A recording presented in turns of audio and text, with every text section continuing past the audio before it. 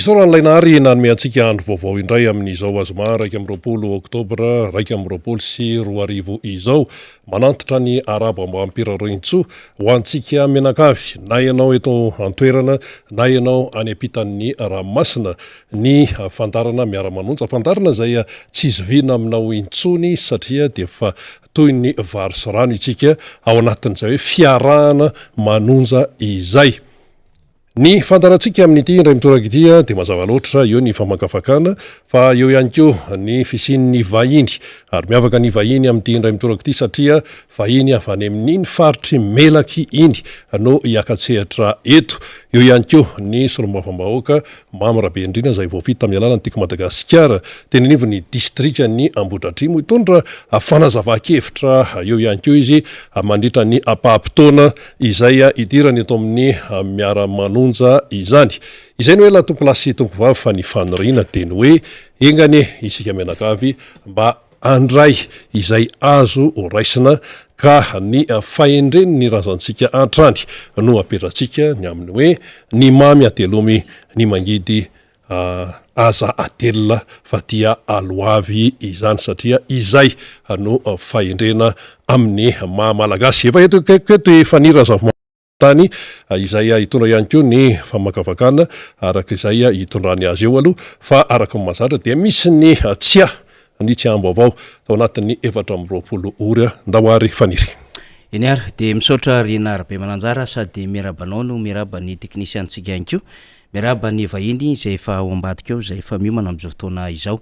Miaraba antsika menakavy izay mandray ity fahita lavitra sy onjam-peo ny radio MBS sy ny radio Mada ity amin'ny alalan'ny fandarantsika Miara Manonja na iza toerana andraisantsika izany. Ny vaovao aloha izany dia ao anatin'ny hoe tantely amam-bahona ny fiainana Riana Arabe Mananjara raha ohatra ka hofitintsika ny 420 ora satria dia mirarakopana ny vaovao ratsy na eo amin'ny olombelona zany na eo amin'ny sehatry ny tanety izany fa raha eo amin'ny sehatry ny olombelona moa zany dia izay hoe tantely amam-bahona amin'ny fiainana izay zany dia lotomandry zany ramatoa Ramanatsalama Fara Vololtiana fantatra ny rehetra amin'ny tontolo ny atsikana sy ny fampimezana hoe Bourbonezy izy dia vadin'ny mpanakanto Lolo izay diso fantatsika teo amin'ny sehatry ny fampimezana izy mivady amin'ny hoe anarana hoe Lolo sy Bourbonezy zany nandao io review zany omaly raha ny vaovao fantatra ny mpanakanto izay mpanao antsikana izy moa dia niteraka telomenada ary manana zafikely sy zafiafy izy mivady ary marobe ny sehatra izay nahitana azy ireo to amin'ny tontolo izay fampimezana izay ary tena mpanakanto tena feno tokoa satria dia sady manao atsikana no manentana no mihira ihany koa izy mivady mifameno tsara ao anatin'izay sehatry ny kanto izay. Isika dia mitondra ny teny fampiononana ho an'izany mpanakanto izany ho an'ny fianakaviany ho an'ny vadiny ho an'ny zanany ho an'ny zafikeliny zafiafiny sy ireo rehetra izay ny fanakaiky taminy ary ny mpanakanto iray manontolo mihitsy izany. Fa akoatr'izay Riana dia ny varahotsana mihitsy ny nahita ny trangana lozam-pifamoivoizana teny amin'ny lalam-pirenena fa 420 satria dia teny amin'ny toerana Marovoay izay tsy lavitra akory ny distrikan'ny Moramanga no notrangana lozam-pifamoivoizana zany izay fiarakodia coopérative Fifizam izy io hiazo anambaibo raha ny tatibavao izay voaraintsika zany dia nisy zany izay trangana lozam-pifamoivoizana lehibe zay ary roa no maty teony eo telo kosa no maty teny an-dalana rehefa entina tany amin'ny hôpitaly ny Moramanga fa raha ny famembavao voaraintsika dia tafakatra 7 no maty amin'izao fotoana izao ary 12 ireo naratra mafy vokatry ity lozam-pifamoivoizana ity. Ny sesy ny loza tatoato ary fiara sprinter zany Riana Arabe Mananjara tahaka izay efa nitanterantsika tany amin'ny lalam-pirenena fafito izay nisesisesy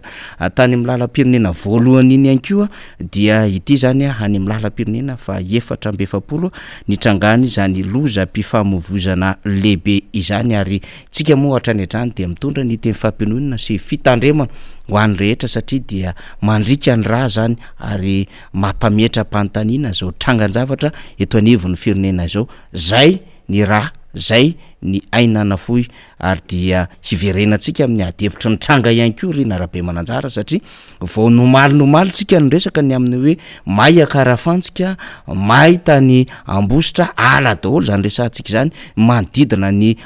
rovan'Ambohitra atrimo hatramin'ny aviavy ara de misy manapaka mbola tanysaitsika sy resantsika zany resaka izany fa ny vaovao maly ihany koa rina dia may ihany koa ny tanety teny lalam-pirenena faefatra zay miazo an'iny mahaivan-tanàna iny amina hektara maro no ripaka sy ny may an'izany resaka doro tanety izany takan'izany ihany koa ny tetsy avaratrano dia manodidina ny rovan'ny Ilafy dia betsaka reo ala may zany ary ny fandrimbona namono izany omaly ny fokon'olona manodidina zany rovan'ny Ilafy zany raha ohatra ka atao ny fampatsiahivana kely tantara hoe inona moa ty rovan'ny Ilafy ity zany de anisany toerana zay fandehanana fitsangatsanganana ny mpanjaka radama faharoa izy ty ary vohitra manatantara teto anivon'ireo vohitra zay tato anatin'ny imerina izany ary dia taty aoriana dia napetraka orova zany toerana manatantara zay fitsidiana fandehanana fialan-tsasatry ny mpanjaka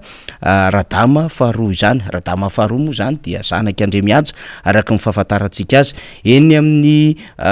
vohitra Ilafy na manodidina zany rovan'ny Ilafy zany no toerana ny aingany zany Rain'Andriamampandry, Andriatsilavo, Dokotera Rabetany sy ireo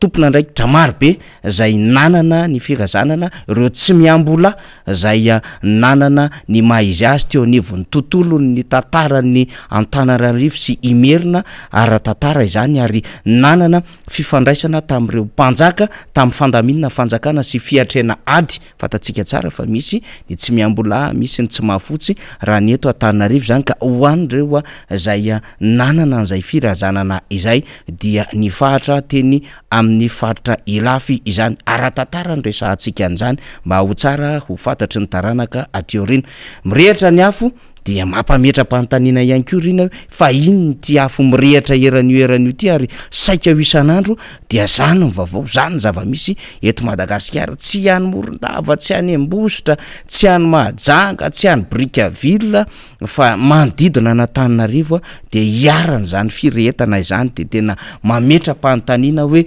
loza ino ny ty Zanahary ino zao tranga mahazo ny firenena izao fambara ino zao zavatra mahazo amin'ny Madagasikara zao ho an'ny mahay siansa ny mahay fikajiana ara-mahaolona sy kolotsaina dia manana ny ambara marobe fa isika aloha androany mbola tsy hiresaka izay fa mbola ao anatiny na fimpanadidiana samihafa mahakasika izany akoatr'izay rina ny 420 ora zany raha ny vaovao fantatra dia tokony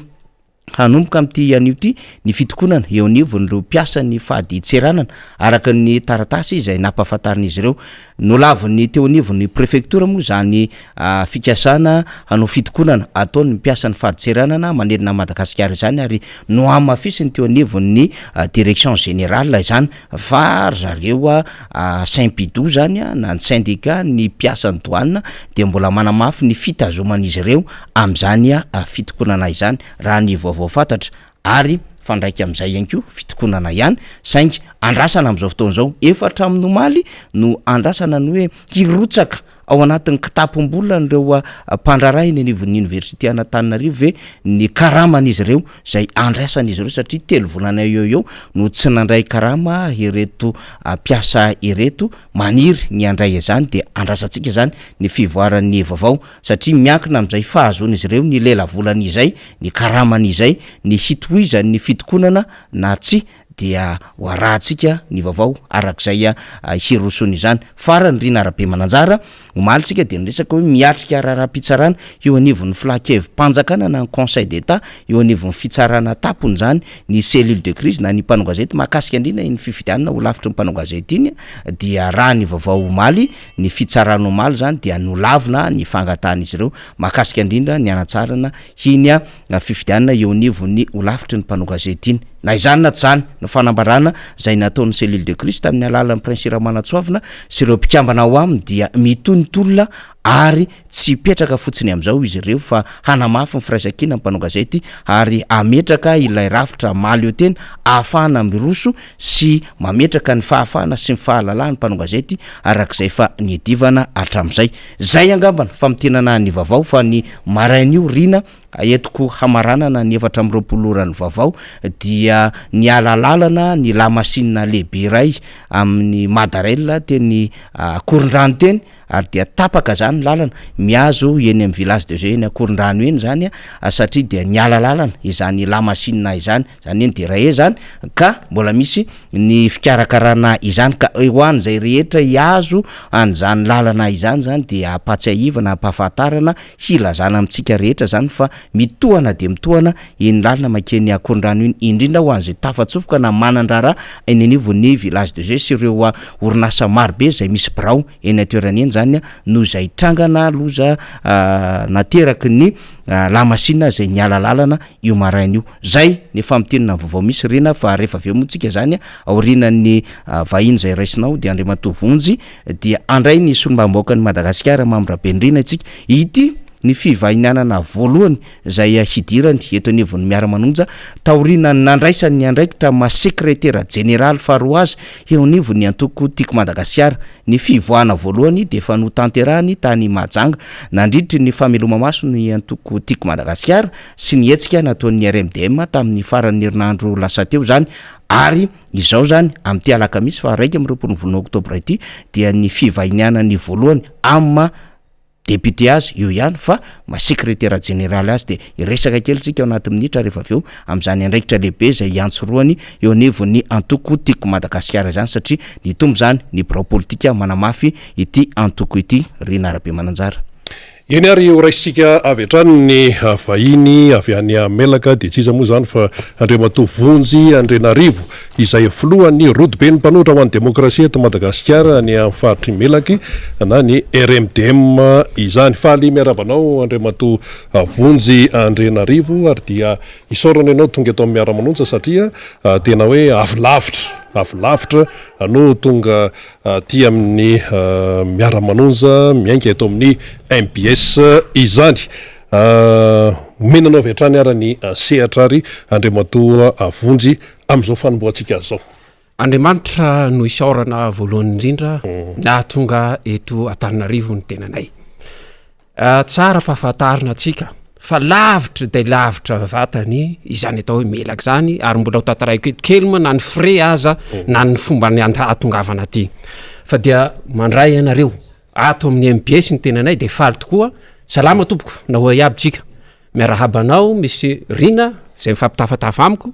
miarahaba ihany koa tsy adino nareo vahoaky ny Melaky zay efa maro tokoa miamby satria vao sambany zao na mety efa nisy faharoa fahatelo tsy haiko fa ho anahy manokana zany vao sambany ianao zao tonga eto miarahaba koa ny teknisiana rehetra satria raha tsy zany tsy afaka nikirakiranyzao raha zao tsy afaka nifankahitatsika miarahaba ihany koa ho an'ny ampitan-dranomasina ary indrindrandrindra miarahaba ny filoha mpanorona ny RMDM sy ny tiako Madagasikara. Eny ary eto ampanimboana aloha tsara ihany no hoe mba petraka ao mazava tsara aloha ny amin'ny hoe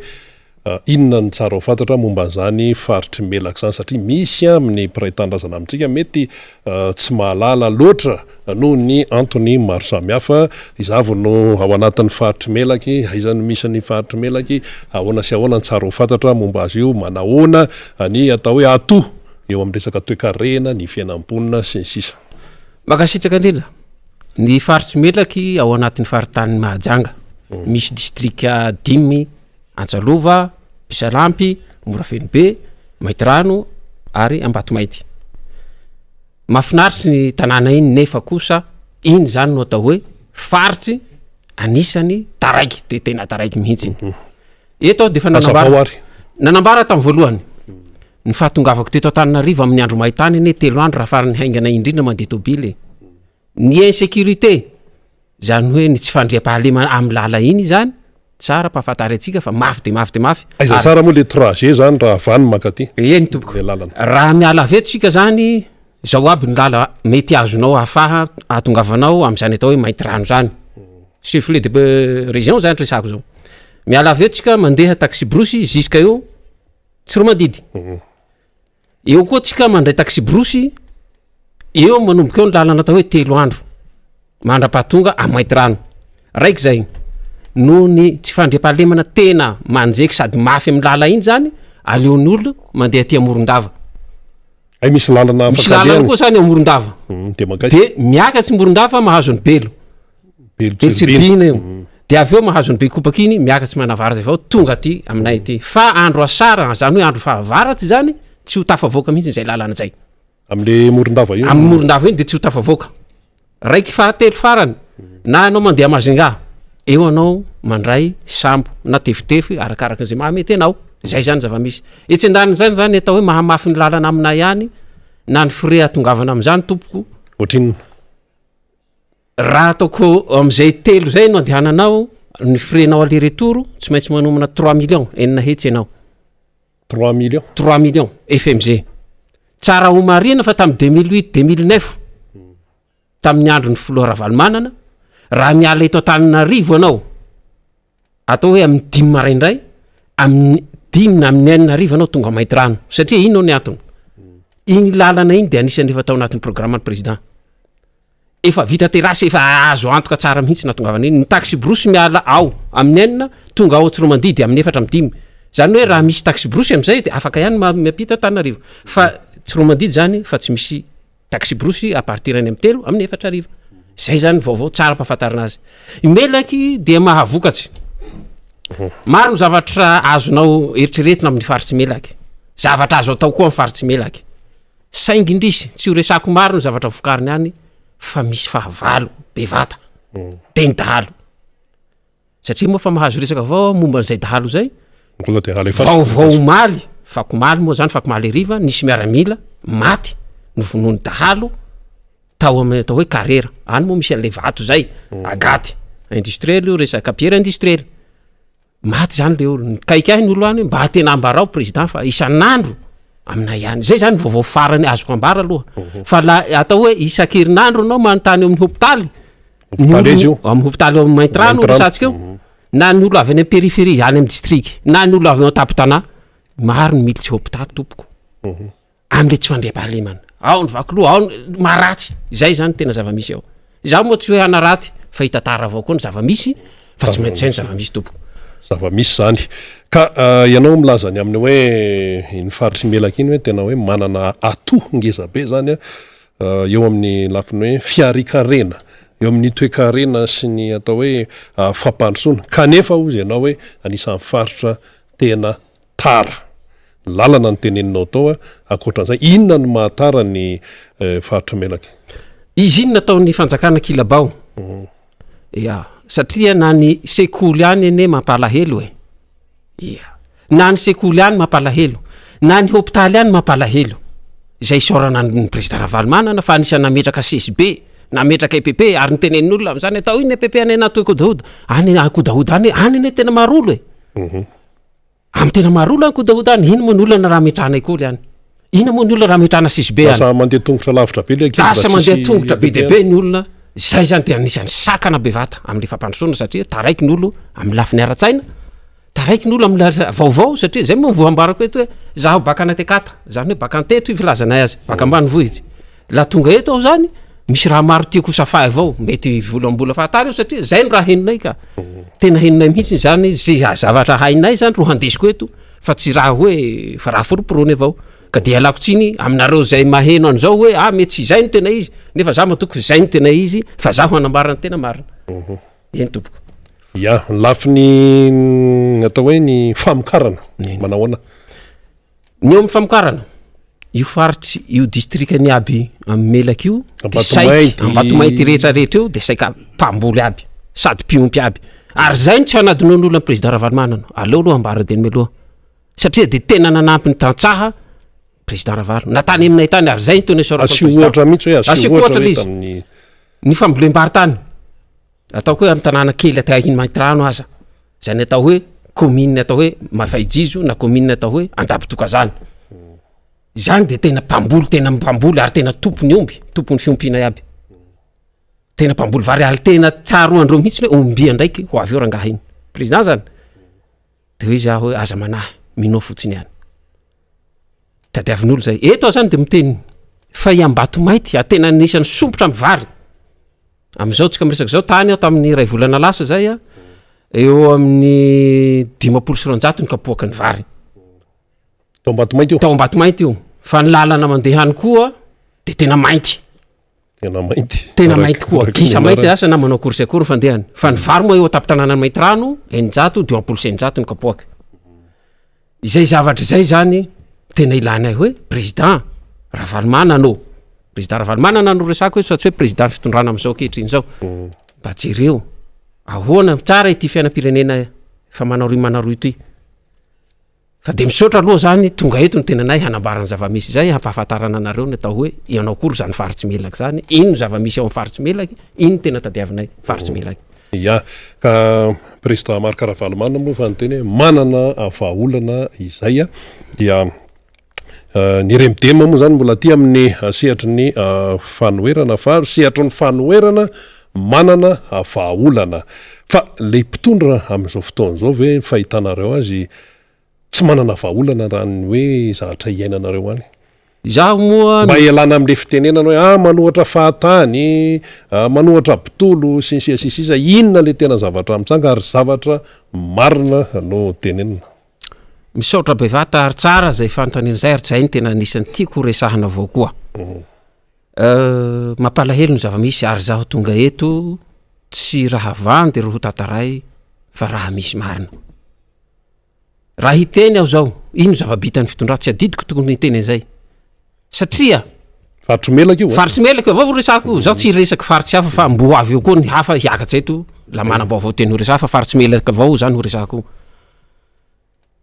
20 isan-jato latsaky zany hoe raha ataoko tanteraka le izy 7 fainto 7 isan-jato ny vatony mena an'izao fitondrana zao aminay ihany pavé 200 metatsy ny vita am'izao tsika miresaky zao ny andalam-pamboarana ngamba mety hoe 300 raha hotratsy izy io ao atapy tanànany mainty rano misy koa ato amin'ny mora fenibe fa tsy ho resako iny satria zaho moa mainty rano tena monina ao anatin'izay tsy misy zavatra azoko ambara CSB manara-penitsy ny namboary zao ao mikatso iao mikatso ahoana tsy mandeha najano mihitsy ny asa tsy hoe mikatso na trano aza ny fondation avao mipetraky CSB raiky avao ro mba azo ekena hoe angamba mety a 95% izy am'izao tsika miresaky zao raiky zany hoe le dimy efatra zany mihanto najano mihitsy ny ary tena hiditra amin'ny appel d'offre aza raha tsy diso aho izay ny vaovao farany etsy andaniny amboarina koa ny hôpitaly be manara-penitra zay tsy ho vita raha tsy amin'ny faraparany taona ho avy io na amin'ny voalohany any amin'ny 2023 angamba akoatrin'izay ino raha ho azoko ambara am'izao fitondrana zao zaho président mpanohitsy ny RMDM tena mahafaly aloha ny aviako eto satria aim-pirenena no resahany ary tena iresaka aho hoe raha tena tia tanindrazana ny olona tsy tokony hangina am'izao fahavoazana izao ka hiteny aho hoe mahampitariky ny RMDM akoatriny hoe mahampitariky ny timo ahy aloha zay tsy ho resako iny fa mahampanohitra ny lehibe ny mpanohitra ao an-tanàna dia tsy misalasala miteny ary tena manazava amin'ny olona ao zaho moa tsy mandresy lahatra zay aloha tsara apetraky mahita ny olo soa tsy mahita ny olo azy zay satria zao zavatra iainantsika zao ane miatraika amin'ny fiainam-pirenena iaby raha resako mora fotsiny zao tonga de hitsy amin'ny vilin-drano satria zay zany zavatra anankiray mampikaikaika ny olo ary tena nahadiso fanantena olo any satria misy obola zay manao zao any tamamy bango i vintsy avy koa lafa i vintsy fa i avy aminao sanandro zay fa lafa i tsy vintsy fa ifa miala la ny volaniko teo hoe 20% ao ny volany teo azondreo tamin'ny fifidiana anisany nametraka ny fitondrany zany a ny fa efa-tsy hay eraky Madagasikara fa zaho matoky zaho mino raiky amby 24 tsika zao manahoana ny fandraisan'le olona liza ny voatra ve ny fiainany nanantena ny zavatra nampanantenaina ve sinzisisa tsy fantatsaha ary tsy fanalam-baraka zava-misy ny tena fa ny zava-misy no ambarako raha io 20% no azo ny tany io tompoko lahy sy tompoko vavy zaho tsy resaka hoe misy doublon na triplon tsy haiko fa raha io 20% azo ny tany io fa maro ny olo ary fa maro miantso ahy maro ny te hipoly hiaraka amin'ny mpanohitsy fa hoy izy aho ny mpanohitsy sady dio tsara fa misy pitariky mahay sady pitariky hendry de tena président Marakaravalo manana zany satria raha ilan'olo any eto de fa manararaotra ela loatsy manao koromarina tsika mpanohitsy ty manao koromarina nareo mpanohitsy io de hoy zaho tsy mpanohinohitsy fahatany zahay tsy mpanonganonga-pahatany zahay fa tena mametraky ny atao zany hoe fahendrena amin'ny maha olombelona zany mpanangana atsika fa tsy mpanongana mpanangana fa tsy mpandrava ihany koa mpanangana atsika fa tsy mpandrava samy hafa mihitsy ny zava-misy hoe hanonga-panjakana fa ny zavatra misy kosa eto manararaotra aho namanarina heninay ary nahafaly anay tao rehefa nivory zahay tena hafaliam-be rehefa naheno satria ny teninay moa tsy nitafakatra tatetanarivo naheno tenin'ny président hoe mieritreritra zany atao hoe 5e république ka matony 5e république eritrerety mivoaka atao anaty fehi-kevitra iny le teny am'bypass zay teny am'bypass mihitsy ny zay raha sy diso raha matoa iny nivoaka fanontaniana mipetraka sady napetraky n'olo amiko tany sady tsy vovaliko sady mila valiny tokoa moa zany raha zay afaka mamaly hoe ombia ny 5e république 2023 ve sady 2022 ve sady 2021 ve bo tsy hay io zany fa ny zavatra takinay sy ny zavatra mbatadiavinay ka atao ela fa eto araky ny fahatsarany araky ny filaminany ny zavatra atao iabiaby zay matoky zahay zany mametraka hoe président Ravalomana anao fa maro maty ane an-tanà any ny tsy fandriam-pahalemana ny vilin-draha miakatsy ny ciment sao aminay ihany efa efatraliny ny vidiny efatralina am'zao efatraliny ny vidiny ciment tsy mahavita trano andura tsony tsy mahavita trano sasy ihany ny vy ny vato ny vy tany efa 7 ny ferasisy am'izao efa 7 sy ray aly ino koa raha antenainao babako zay mahatonga ny olo aby hoe tsy raha araky ny antenainy raha ty ny viliny menaky ane tadidiko so tamy 2009 hoe ataotsika 2 ny litatsy ataotsika 500 ny kapoaky miara anaeno zany ka ino ndra mady koa mahazo 500 sa tsy mahazo ahia am'izao raha misy ny mahatserika ito fa manararaotsy am' raha zay satria fa mahazo micro nandefa sambo zao na heninay hoe misy sambo zao hoe misy vary fa tsy namboly fa tsy manao koa ny olo aminay satria ny volany tamin'ny fotoan'ny covid hoe mambolia anareo artimezia fa vola be io namboly artimezia ny olo aminay any tsy haindrozy ny atao hoe artimezia tsy haindreo zay tokony atao ny vary koa moa fa volany zao hoe afaka roa atao vao miakatsy ny vary ka tseritserika aho aminay any tsy misy vary tao raiky zao na roa atao zao vao miakatsy fa zay moa ny fampianarany meny folohatsika atsara ny mapetraka ka tseritserika am'izay zahay ny vary aminay any 500 ny vary baka toy am'izay sambo 20 zay mba ho alefanareo aminay any fa tsy atsy alefa fa manararaotsy aho koa ny covid misy fanapiazonareo tamin'ny covid ahoana ny mba fandraisan'ny any melaky any ty resaka covid ty kasibosy zao hoe sinsisa manahoana le fahatongavan'le hoe vaovao sy ny fanazavana any aminareo any mba maraka ave nareo sa ahoana ny fantena kasibosy malaza io raha be izy ty satria zao nyainga zahay nandeha tamajinga moa zahay nanao an'le fameloma masony timy eo ny fiarahana miaraka amin'ny redem national koa tao nisy ny mahatserika anay zany mbony taxi brosy zahay tsy maintsy manao kasibosy antanany mazinga ao ny tsy raha misy manao kasibosy tonga eto Antananarivo ny tenanay mandeha taxi anao mandeha taxi be anao terena tsy maintsy manao kasibosy hatsereha bevata ro lahy fa ia zany zahay mandeha na taxi brosy taxi be io fa tsy maintsy manao kasibosy zay ve le resaka vahaolana amin'ny covid satsy zay raha ty ene efa tsy normal ny fiainany ity na ny raha ho teneninao fa tsy hainao sasy hoe manaia fa ny tena apetrako kosa aloha atseritreriky samy heno samy mijery tele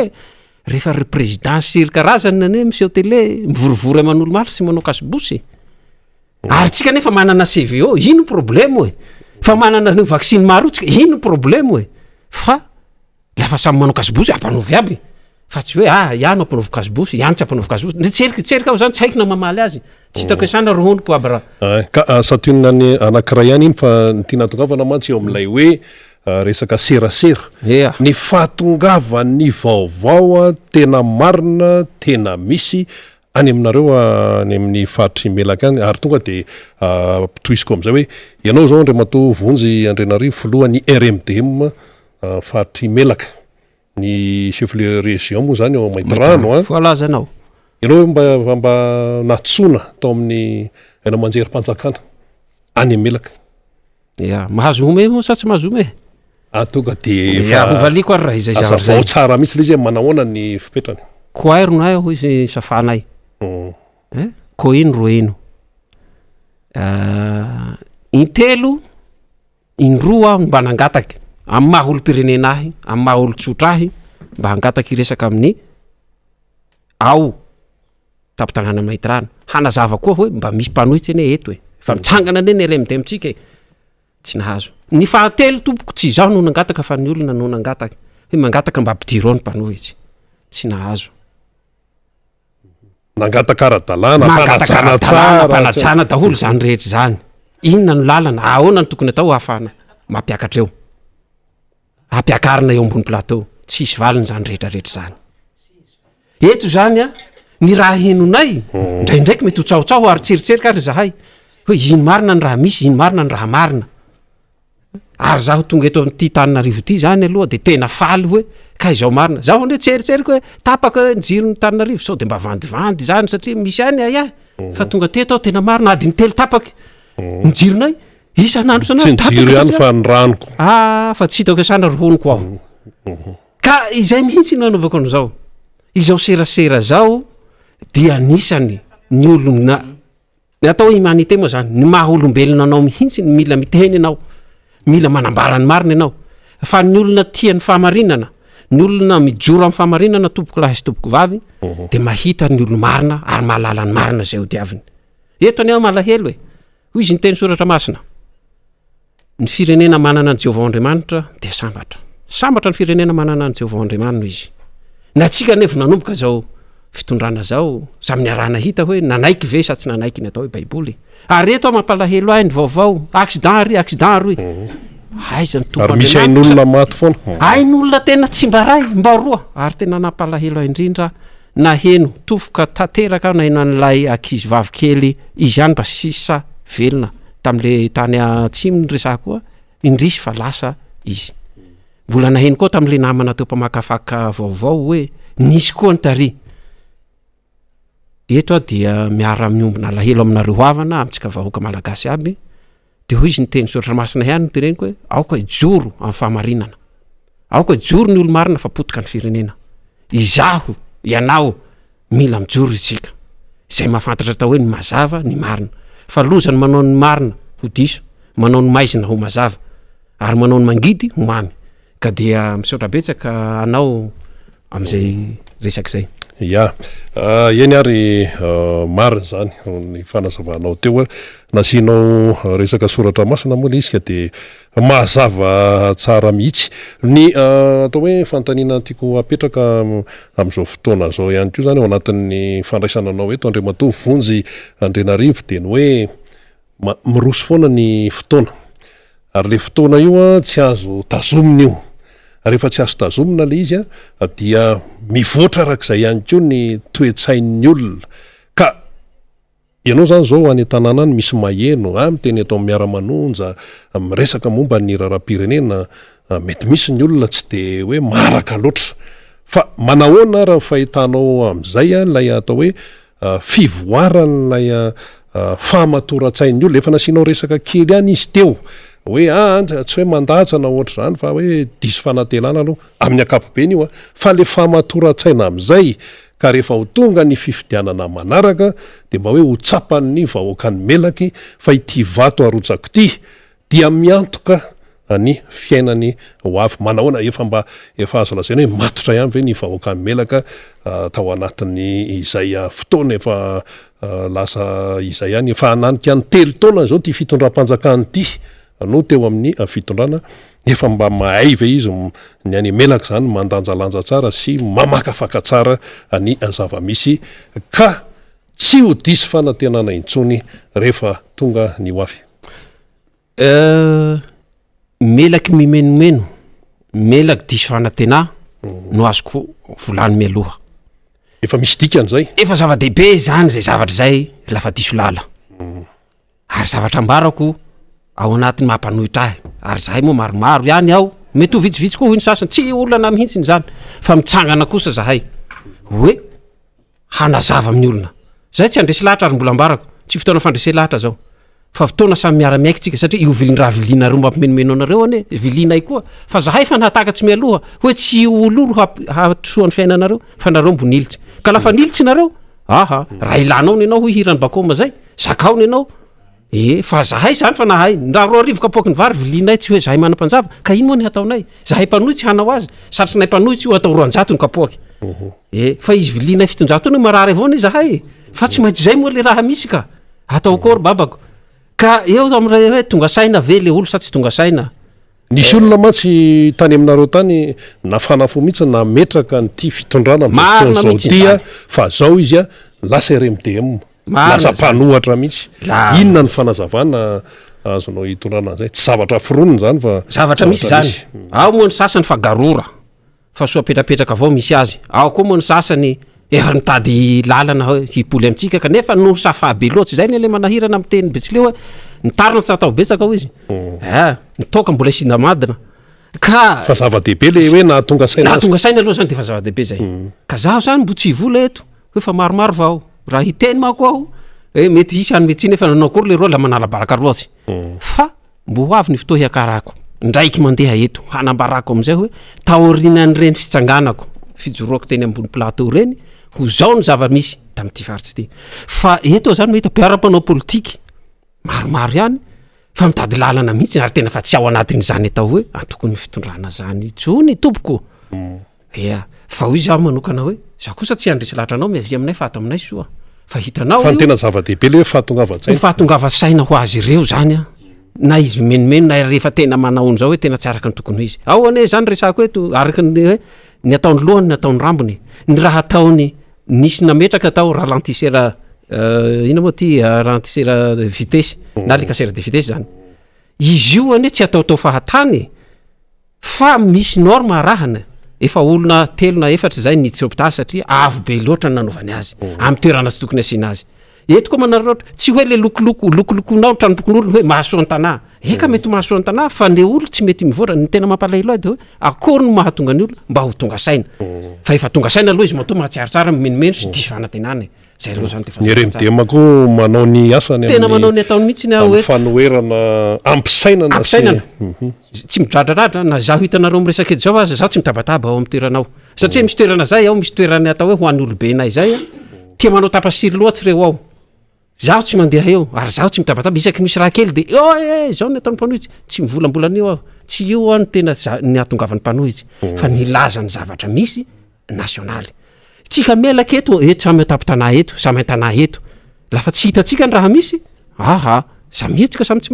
mahita tsika soa zay lafa mahita fa ny raha misy nasionaly am'le tanindrazana iombonana satria zahay ine mba malahelo maheno an'le vaovao misy volamena 73 kilo ahia iny misy volamena ny tsiliva ahia iny na misy pane garni misy bombo société sy namany ahia iny ka akehitriny nefa zahay la miteny zay zany zavatra tokony ho arovan'ny olo pirenena marina zany fa tsy resaky hoe ihany nangalatsy akoho na hoe naka volamena raiky satria nampalahelo ahy le lahiny raha nampitandro filaminana eo amin'ny 7 lasa 10 lahy satria tratra izy naka volamena amin'ny toerana tsy tokony nangalany volamena de zay mpitandro filaminana zay ny sambotra azy de olona naka an'le telo amin'ny 70 na le volamena ny tsiliva le miaramila eny tompoko eny ary mandeha ny avitaonantsika andriamato vonjy andrenarivo tsy hevina ihany fa izy moa zany de filohany rodobe mpanotra ho an'ny demokrasia eto Madagasikara na ny RMDM ao amin'ny faritry melaka omeko minitra vitsy ary ianao amtinana azy sy anoloranao afatra ihany koa ho an'ny vahoaka malagasy ho an'ny RMDM ho an'ny vahoaka ny melaky ho an'ny mpitondra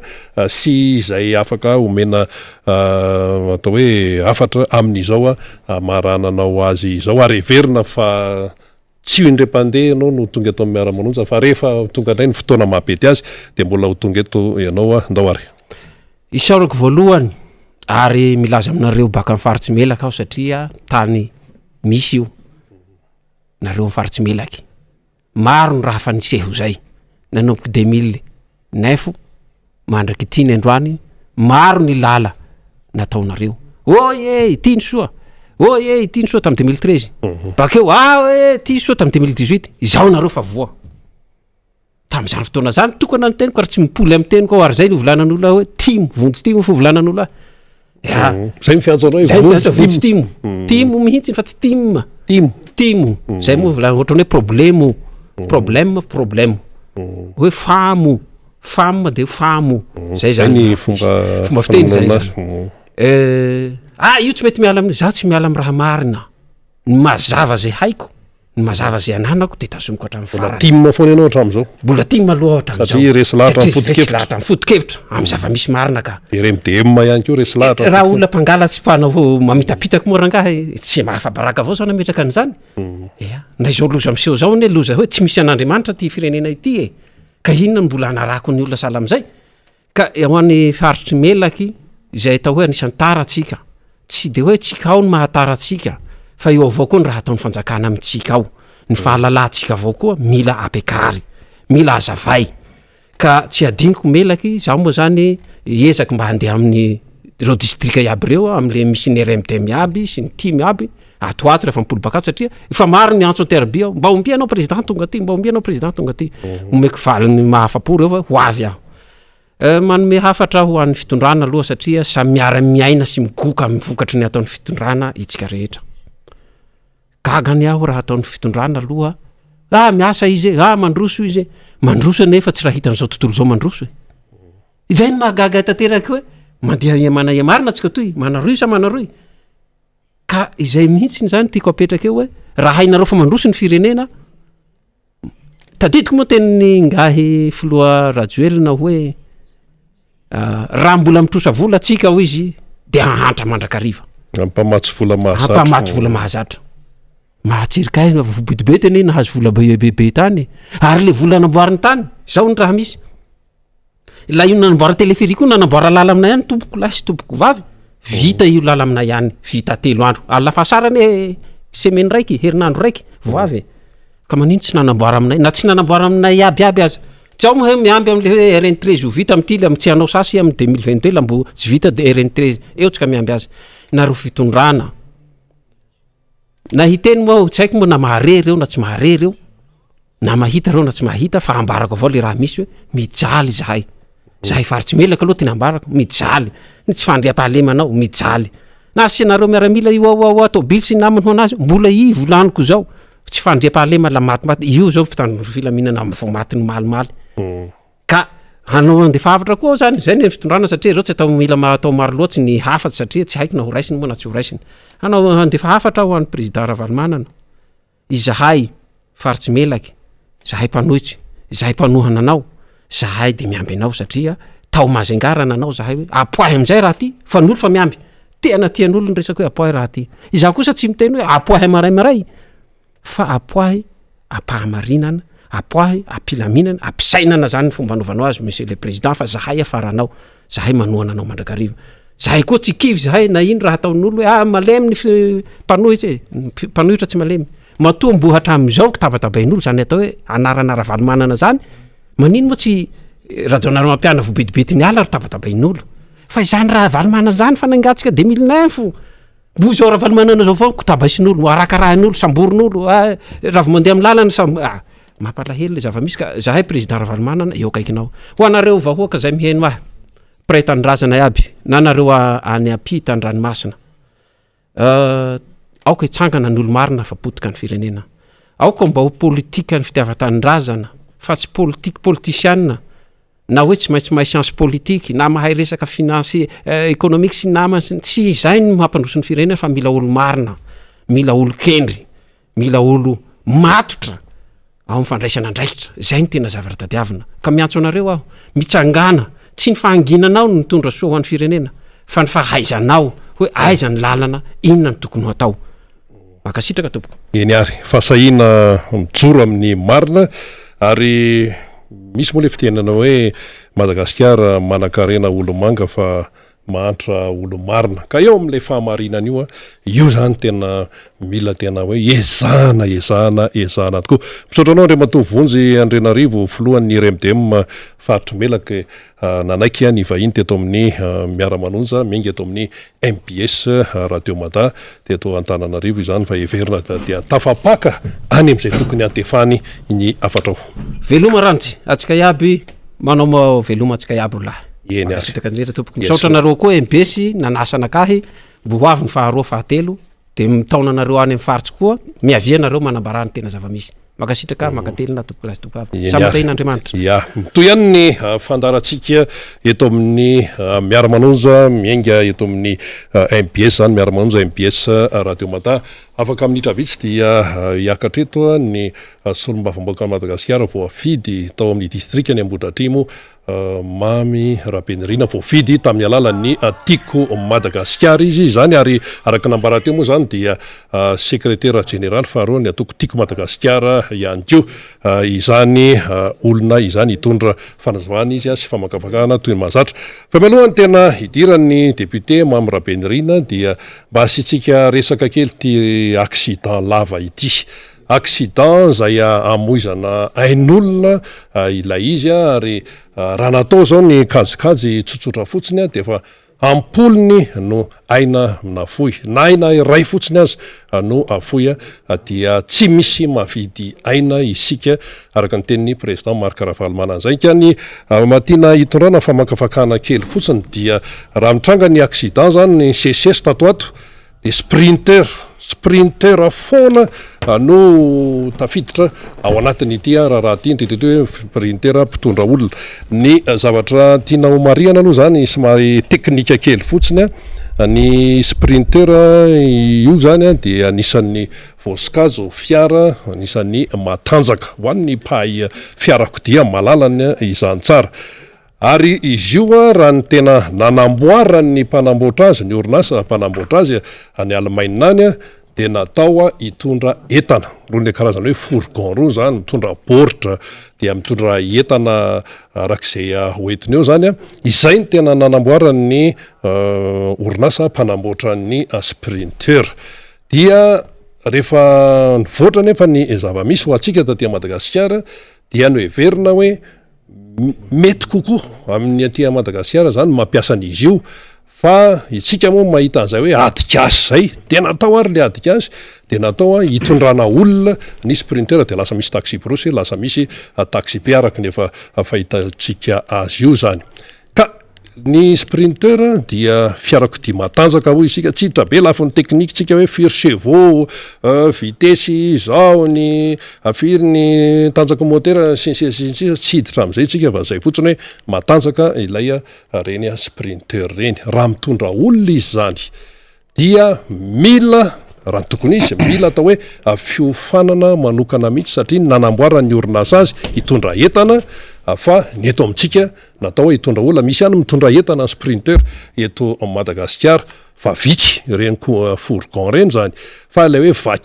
vakina ny fourgon izy miainga any amin'izay toerana misy azy na avany Belzika na avany Allemagne na avaiza tonga eto de hoe vakina le izy asina fitaratra zany de natao lasa hitondra olona de mazava loatra lasa hoe miavaka mihitsy zany ilay carte grise ao anatin'izay ka raha ohatra zany fiara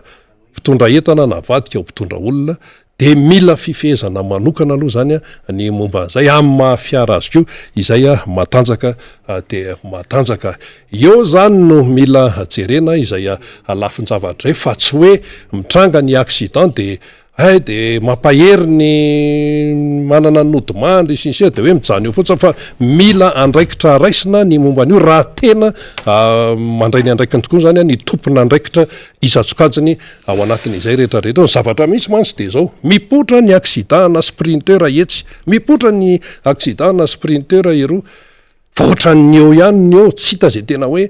fandraisana andraikitra ao anatin'ny izay raha izay raha miainga zany am'izay lafiny somary teknika kely teo zay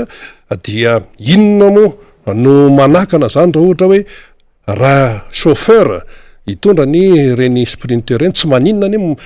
atao hoe manome fiofanana manokana mihitsy satria le izy fiarakodia matanjaka be nefa ain'olombelona no hoentina ao anatiny de rehefa mitranga lay accident eo vao fametsiny am'izay hoe ka zao iny sisisy indraindray aloha mety tsy avy amin'ny fiarana ohatran'izany fa miavy amin'ny aty ivelan'ny fiarana mahatonga ny accident fa le izy dia miverimberina loatra ilay resaka sprinter ka mahatonga ny tena zany hoe iverina any amin'ny lohany mihitsy hoe ahoana marina moa zany ny fiarakodia sprinter, inona ny antony anamboaran'ny mpanamboatra azy tokony hoe atao inona raha vadika ty Madagasikara izy lasa hitondrana olona dia mila fifehezana sy fahamatorana zany izay resaka hoe fiara sprinter izay raha isaina angamba namana faniry ny accident sprinter raha le teo akoatran'le teo efa maromaro ihany zay ary matetika misy ain'olona foifoana ka zay moa eto tsy hoe mitsikera fotsiny tsikera tsy maintsy mandeha fa misy ihany koa ny sosikevitra miaino izay tokony antefany zany miaino tsy miaino izy dia anazy ny azy fa raha ohatra zany raha izay fipetrany raha hitondra an'ireny fiara ireny zany tokony mba misy recyclage ohatra hoe misy mety efa any amin'ny coopérative na tsy fantatra dia mba ataony recyclage hoe le retsy be loatra le retsy moa ny tenena satria lehilahy daholo matetika mitondra an'ireny fa vitsy any ny vehivavy hoe le retsy ahoana mariny izy tia dia raisina ny fepetra tsy mampanina mihitsy manao recyclage marina hoe samy manana permis samy mahay mamily volant samy mahay manitsaka frein samy mahay manitsaka accélérateur sy ny sisa samy mahay an'izany fa ny resaka hoe fifehezana sy ny réflexe samy nanao auto-école daholy fa le réflexe dia iny zany ilana recyclage indrindrandrindra rehefa mitondra fiara matanjaka ianao nefa le fiara matanjaka hoentinao hitondranao ain'olombelona de izay zany no tsara amafisina aloha fa de ny anay moa zany ampitaina ihany fa dia anjarany tsirairay no mandray izy tsara tsy mandray izy dia anazy ny azy aloha fa dia adidy ihany koa ny filazana ny toezavatra takan'izany amaranako momba zay namana faniry andray ny député membre beniriny ianao tamin'ny tena nanao auto-école de zone tenen'le moniteur vao nanomboka mihitsy manao mihitsy rehefa manao auto-école anao de misy ny hoe manao conduite de hoe manao code na hoe théorie zany de rehefa manao conduite anao miditra anaty fiara de zone tenen'le moniteur hoe ampidiro ao anatin'ny sainareo manoloana n'io volant io fa ny fiarakodia de fasana mandehandeha zay no naletiny tao an-tsainay taminanao an'ilay auto-école tsy tononiko moa le izy le auto-école fa zay no tenen'le mpampianatra zany fasana mandehandeha ka aza sy dokany hoe rehefa eto de tena takzao sy takzao mila fantarina ny momba ny fiara ianao koa mila normal tsara ny lalana zay alay anao mila fantatrao amin'ny atsipriany de fameno izany rehetrarehetra izany eny ary horaisina ny député Mamy Rabenirina dia izy ndray zany nitondra ny famakafakana eto amin'ny Miara Manonja miaraka amin'ny namana Faniry Razafy Manatany araka nambara teo moa zany de fa lasa secrétaire général faharoa ny Tiko Madagasikara nisy olombavambahoaka Mamy Rabenirina dia ho fatatsika eo ny mombamomba n'izany raha izany fa ny zavatra resahany eto moa mazava loatra fa dia ny fiainantsika mianakavy hatrany no resahana ao anatin'izay rehetrarehetra zay ny fiainam-pirenena ka ao anatin'ny hoe fivoriana ny eny amin'ny antemeram-pirenena zava-dehibe izay fa tsy ataony ny solombavambahoaka Tiko Madagasikara ihany koa ny mahazava-dehibe ny fandarina Miara Manonja ataka an'itony satria ahafahana mitafa aminao vahoaka ahafahana milaza ny zavatra tsy fantatrao ary ahafahana ihany koa mitondra fanazavana maro lafy ary izay no tena zava-dehibe ao anatin'ny izany rehetrarehetra izany raha miteny moa eto zany ny député Mamy Rabenirina toy ny député Tim efa mpiakatra eto tsy hoe miteny fotsiny izy amin'ny vahoaka any amin'ny district misy azy fa miteny amin'ny vahoaka malagasy iray manontolo ho amin'ny olo-pirenena tsirairay namana Faniry Razafy Manatany ia makasitraka namana Rina Rabe Mananjara dia misaotra indrindra ny amin'ny zavatra zay nyresahanao teo satria zava-dehibe ny fanabeazana ohatran'izany zay nge ny tena karoantsika mandrakariva ny endriky ny fanabeazana zay koa ny mahatonga atsika miatrika isan'andranandro nyty fandariny ity mba ahafahantsika zany mitondra am'izay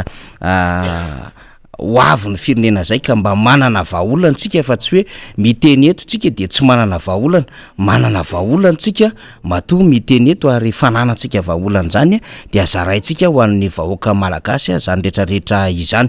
Ny vaovao moa zany de eo ampiandrasana ny vaovao samihafa tsika raha ny fantatra eny amin'ny anjerimanontolo eny dia efa mikarakara ny azy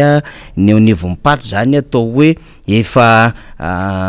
vaky tantely efa manomboka isokatra ny robinet de andrasantsika satria zay nge ny zavatra tena karoana zay ny tena tadiavina de hoe mba hisitraka zay tokony hosotrahany reo mpiasa reo satria manao ny aintsy ho zavatra reo ary raha tsisy ny mpandraraha eo anivon'ny université anao ahoana ny fomba fikirakirana sy fikarakarana an'izany asa eny anivon'ny université zany.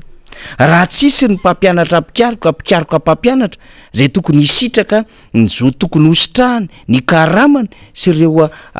voatondro ny zo marobe am'izay tokony ho raisiny izy ireo de anahoana ny fampianarana eny anivon'ny anjerimanontolo eny. Marina fa tsy mbola tafiditra am'izao fotoan'izao subvention zay eo anivon'ny fitondram-panjakana zay tokony ahafahana zany mandamina andreo fampandehanana ny université marobe eto Madagasikara fanahy zany naty zany aza nefa de tokony ezaka hijery ny fanjakana ny amin'ny hoe misy ray aman-dreny misy mpiray tandrazana zay mitsemboka miasa misasatra miala ny trano vao maraina misasany raha ny vaovao fantatra de hoe amin'ny efatra maraina amin'ny efatra sasany maraina de miala ny trano amonjy asa ny anivon'ny université eny dia ao le fitiavana am'izany fotoana andrany ary ao ihany ko lay fanomezana zay tena hoe tombony hoan'ny tanora sy ny ankizy malagasy zay manao an'ilay fianarana eny anivon'ny anjerimanontolo eny ka raha ohatra mifanjakana ka tsy hikarakara tsy hitsinjo azy ireo de ozy izy tsika hoe tena tsisy ray aman-dreny zany lay mpiasa zay eto Madagasikara am'izao fotoan'izao. Tsy mbola nahita tsika ary zay ny resantsika mandrakarivany amin'ny hoe tsy mbola nahita trangana fitokonana ny tambatra tahaka izao eny anivon'ny université satria no sehatra zany miara-miasa eny anivon'ny université dia ny mpampianatra mpikaroka mpampianatra ny mpandraraha ary ny mpianatra zany ka hatram'izay de hoe na ny mpianatra fotsiny no migrevy dia miandry izay fandaminana ny fitokonan'ny mpianatra amin'ny alalan'ny bourse sy ny équipement matetika no fitokonana eny anivon'ny anjerimanontolo na ihany ko ohatra ny mpandraraha no mitokona amin'ny fahatarany karaman'izy ireo de miandry zay fandaminan'izay ny mpianatra sy ny mpikaroka na ny heure complémentaire zay tsy azon'ireo mpampianatra mpikaroka sy izay mety ho indemnité hafa sitrahany mifanaraka am'izay dia miandry ny mpandraraha sy ny mpianatra fa tamin'ity ndray mitoraka ity dia sady migrevy ny mpampianatra migrevy ny mpandraraha migrevy ny mpianatra dia mbola tsy fahita nandritry ny 90 taona zany ary eo tsika zao de mareny vaovao any degoany ny ST de manao fitokonana tahakan'izany ihany ko zany hoe ity zavatra ity zany de efa généralisé ty efa tena manerina Madagasikara ty ka hanomezantsika ihany teny am'le fitondram-panjakany aza miteniteny foana tahaka ny zavatra nambarina le matoa prime ministre hoe aza terena amin'ny alalan'ny grevy ny fitondram-panjakana fa zany grevy zany ho resantsika rehefa aveo tena zo zany ary voafaritry ny lalam-pandroenana zany ary zany grevy zany ihany ko de fomba anankiray hampitana ny hevitra makany am'izay tokony hampitana ny hevitra ka ny hampitana ny hevitra moa izy ny fanjakana no hampitana an'izany hevitra izany rehefa tapitra ny fifampiresahana atsoratra tapitra ny fifampiresahana ambava eo am'ireo rotota ohatra mety hoe lay pitokona sy lay fanjakana de miditra amin'ny alalan'ny fitokonana ny mpiasa zany zo zany ary ny lalam-pandroenina miantoka an'izany resantsika rehefa aveo fa ataontsika fampidira ny adevitra zany rehetrarehetra izany hoe maninontsika no miresaka an'izany satria dia mitady fotsiny tsy niaviny ty fitondram-panjakana ty satria rehefa tsy manana vahaolana izy de vahaolana resany de hoe ampangino tsy anareo akory mandrefa mifanjakana amin'ny alalan'ny grevy nefa zavatra voasoratra ao anatin'ny loi de finance, ao anatin'ny sorabola ny vola tokony hositrahan'ireo rehetra manao ny asa mifanandrify izany, na amin'ny sokajy iny izy, na amin'ny andraikitra izy izy, na amin'ny sampana iny izy dia voasokajy ary voaresaka ao anatin'ny sorabola ny loi de finance reny rehetrarehetra eny, ka tsy zavatra foronina akoriny zany hoe ndeha amorona vola omena amin'ny PAT, na ndeha amorona vola omena amin'ny mpianatra, na ndeha amorona vola omena amin'ny mpampianatra pikariko, na ndeha amorona vola omena amin'ny frama, na ndeha amorona vola omena amin'ny mpampianatra atsina izaro sy ny sisa. Fa zavatra efa ao anaty sorabola zany resahana rehetrarehetra izany, ary dia mitakiny ny anjarany izy, lozika zany raha ohatra ka misy ny fihetsehana rehefa manao be marenina ny fitondram-panjakana. Zay ny amin'iny fa hiditra amin'izay tsika amin'ny tompotrano zay efa ato an-trano amin'izao fotoana izao dia ny solombavambahoaka ny Madagasikara voafidy tetsy amin'ny distrika n'Ambohitra Atrimo dia tsy iza moa zany fa ny solombavambahoaka ny Madagasikara Miara Manonja zay sady questora fahatelo ny antenimera pirenena araka ny fahafantarantsika azy rehefa nivoaka le fanendrena tany amin'ny fahavalo ny volana Oktobra tany hoany isika zao dia faha 1 ny volana Oktobra, zany hoe 10 andro raha 13 andro taty aoriana zany de miara-dalana amintsika eto amin'ny fandarana Miara Manonja ny solombavambahoaka Madagasikara Miara Manonja. Taoriana ny fanendrena dia nahazo andraikitra ny todo tany andrefana izy zay anisan'ny fameloma maso ny antoko tiako Madagasikara sy ny etsika nataon'ny RMDM. Isika de fa ny resaka fofoy momba ny député Miara Manonja hoe iza moa izy de fandraisantsika teto ny andraikitra andraisiny nanomboka tamin'ny taona 3 amby 2 arivo amin'ny tompon'andraikitra ny Fokotim tao amin'ny Fokotany isy azy,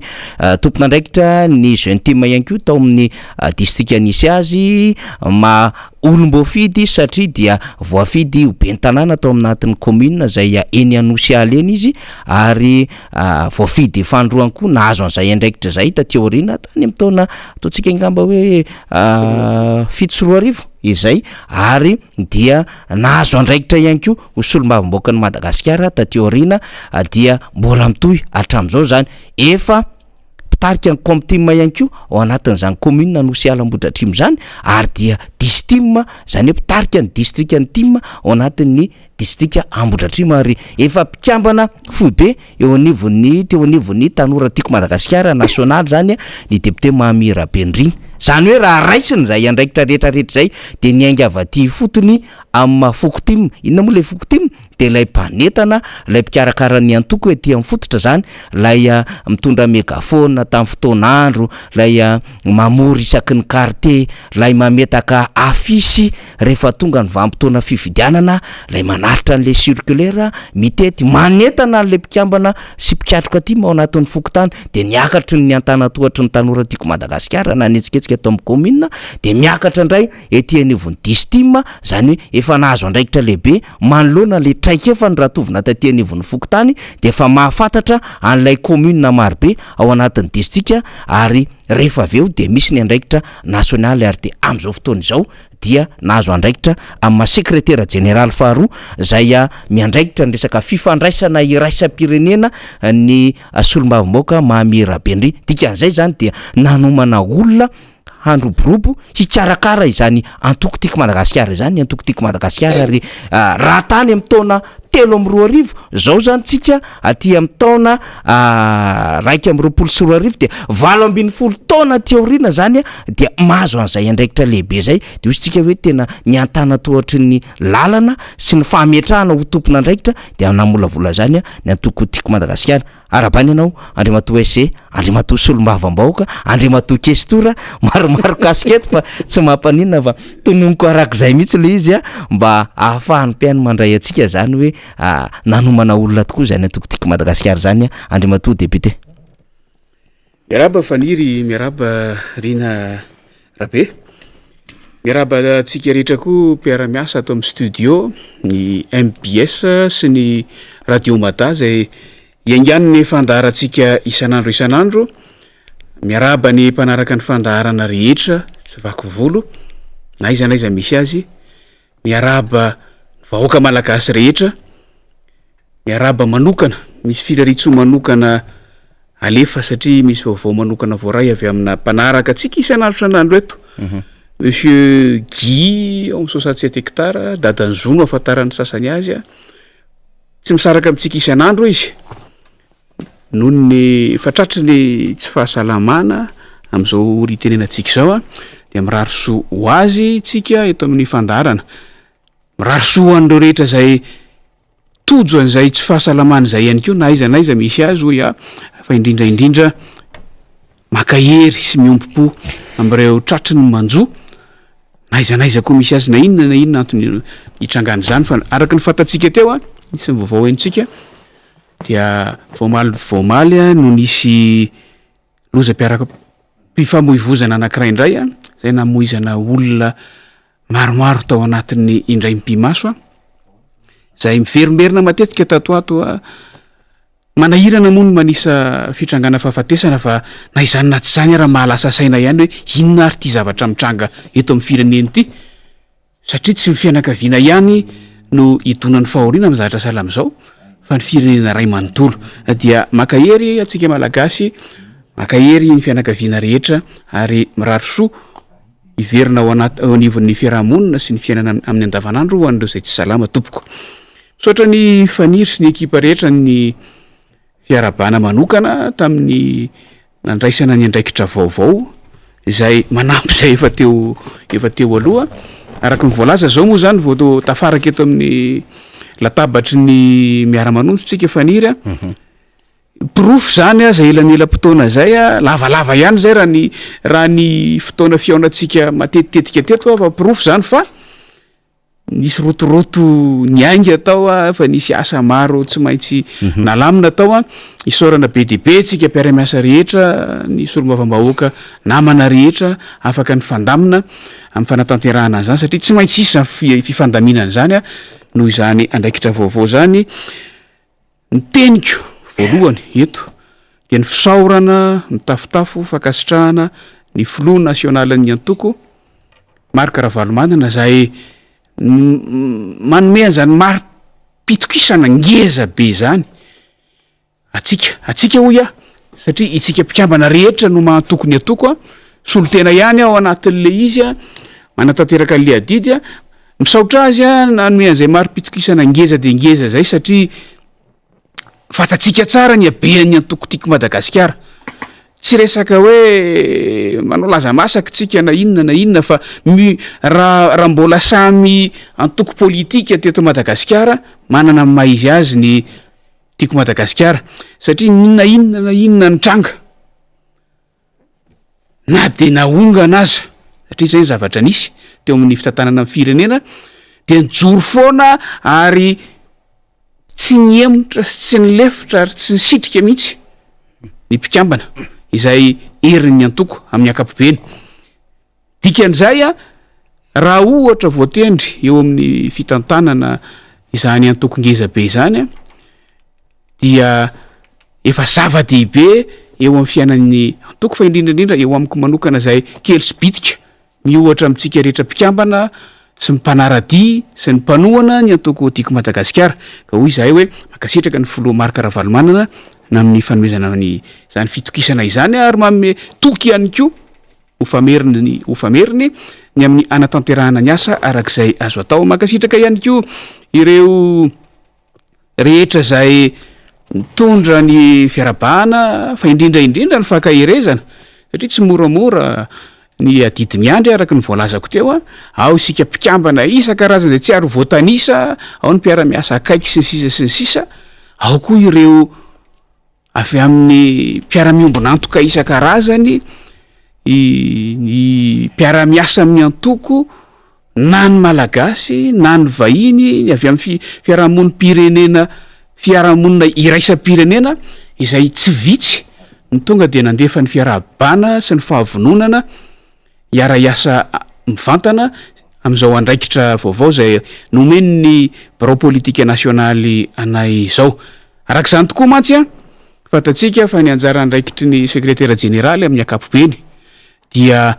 manao ny fandraharahana ny antoko amin'ny ankapobeny a manao ny fitantanana ny fiainan'ny antoko amin'ny ankapobeny a ny fijerena zay lalakomban'ny antoko ny fampiarana ny toromarika avy amin'ny filo nasionaly sy ny birao politika nasionaly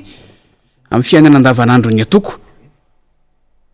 fa raha ohatra ka nisy zao fanendrena vaovao zao dia satria misy endrika fanomezana aina vaovao ny antoko rehetraretin'ny bureau politique nationaly ao ka ny fisian'ilay toeran'ny secrétaire généraly faharoa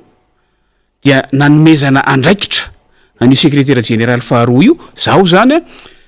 ny amin'ny fifandraisan'ny antoko amin'ny androm-panjakana rehetra fifandraisan'ny antoko amin'ny ny sampandraram-panjakana rehetra amin'ny fotoana ilana zany ary ny fifandraisan'ny antoko amin'ny fiarahamonina iraisam-pirenena zany hoe ny communauté internationale araky ny ahafantarantsika azy amin'ny ankapobeny misolo tena ny antoko amin'ireo fifandraisanareo zany no anisan'ny anjara raha fanampiny apetraky ny bureau politique nationaly amin'ny secrétaire général faharoa andraikitra zay tanako tato anatin'ny herinandro maherikely izay manomboka izao ny teniko amintsika mpikambana amin'ny ankapobeny de zao miroso hatrany ny diatsika maneo hatranytsika fa atoko velona antoko vonina andray anjara hatrany na inona zava-misy na inona zavatra antranga efa porifoitsika zany nandritry ny taona maromaro ny ainan'ny antoko 7 taona no nijoroan'ny antoko zao raha nyresaka ny tany amin'ny taona 3 fa nirazafy manatany teo ny amin'ny andraikitra efa nytananay tam'zany de tany amin'ny fotoana nanorenany any antoko tany fotony mihitsy nananganana an'zany fokotim eran'ny Madagasikara zany ary tany amin'ny fokotany nisy anay no nandraisanay andraikitra tam'zany fotoana izany ka hoy aho hoe tsy maintsy iomanantsika mpikambana de ny anehoana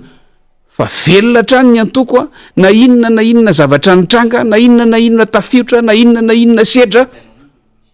de ny aina ny antoko ary tsy mbola nisy teto ambonin'ny tany zany raha ny tantara jerentsika ny hoe antoko mitondra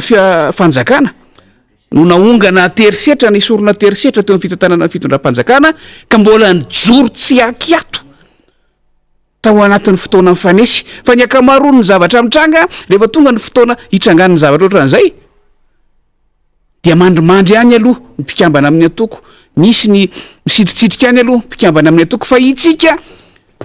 nandritry ny taona maro tonga de nytoy ny asa tonga de nytoy ny tolona raha tsaroantsika tsara tsy niala mihitsy tsika nanomboka tamin'ny taona 20 ka mandraky ty ny androany mitolona ny amin'ny fiverenana ho amin'ny fanjakana tandalana mitolona ho amin'ny famerenana firenena ho amin'ny lalana tena izy satria mahita tsika hatramin'izao fa any amin'ny tsy izy no alehan'ny raharaha-pirenena amin'ny ankapobeny ary zany mahatonga zao fahoriana zao mampalahelo fanirisirina fa tatoato lasa misy filazam-baovao milaza hoe anisan'ny farany mahatra indrindra Madagasikara raha nyresaka tsika teto tamin'ny fandaharana tany aloha tany hoe raha mijery ny korba na ny firona ny fivoarany raharaha-pirenena amin'ny ankapobeny tsika misehatra ny toe-karena indrindra de nanomboka tany amin'ny taona 20 mandraky ty ny androany tsisy mangirana teto Madagasikara raha iresaka nyty fitondram-panjakana amin'izao fotoana zao fotsiny tsika ity nanomboka ny taona 20 raha ny fampanantenana izay natao an'ny vahoaka amin'ny ankapobeny tokony efa manondro miakatra izany fironana izany zany korba izany fa ny zava-misy de vao maika midina ary tatao anatin'ny andro vitsivitsy araka nylazaiko teo ireo mpanaramaso ivelany de misy efa samy teny fefa any amin'ny farany indrindra isika malagasy ny firenena malagasy raha ohatra ka alahatra amin'ny firenena rehetra eto ambony tany tena faran'izay zavatra mampalahelo faran'izay zavatra mahamenatra ary faran'izay zavatra mampisitro-belona raha ny tokony ho izy fa zany hoe isika avy amin'ny antoko Madagasikara tsy kivy fa mbola misy ny azo atao misy ny afahantsika miasa na de sakatsakana anazy amin'ny andraikitra zay omenantsika amin'ny andraikitra ny mpanohitra zay tokony aneo ny endrika mahademokratika ny fitantanana eto Madagasikara ary ny tanjotsika de ny afahantsika mapiatra tsy kelikely ary azotsika mapiatra indray mandeha ndray androany amin'ny alalan'ny fiverenana ny fitantanana ny firenena ny vinam-piarahamonina izay maharesy lahatra atsika sy ny fotokevitra ijoro atsika ka dia samy miomana alaoero iny fitenitsika malagasy fa aina vaovao tafiditra ao anatin'ilay fameloma maso ny antoko izao fanovana kely ny rafitra eo amin'ny fitantanana ny atoko zao. De niara dia manaroatra zany isika miaraba ny secrétaire généraly zay eo anivo ny antoko-tiako Madagasikara Andry Matora Bendrina